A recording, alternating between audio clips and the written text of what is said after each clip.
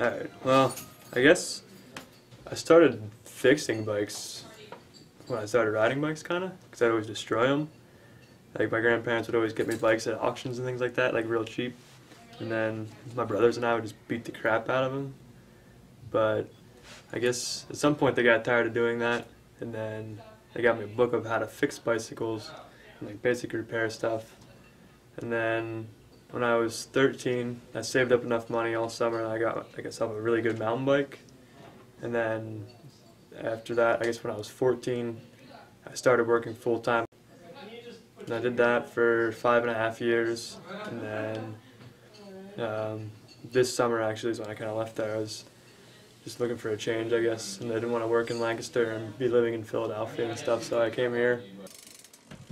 I've been trained to work on everything from antique stuff all the way up through like $6,000 and $7,000 like Madones and really high-end road bikes, things like that. And I've built a ton of bikes. I've had BMX for a long time. I've got road bikes and mountain bikes, and I've been kind of trained to work on all of it. Like in the summer times, a lot of times I like to work on mountain bikes and things like that because I like to be out riding mountain bikes.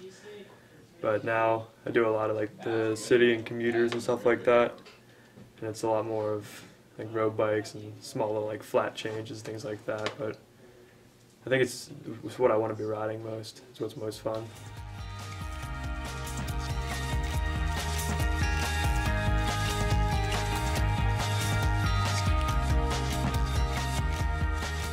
This is my only form of transportation every day, rain or shine.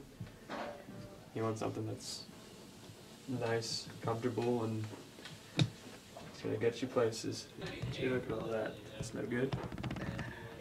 The more of that you have in there, the quicker you wear things out.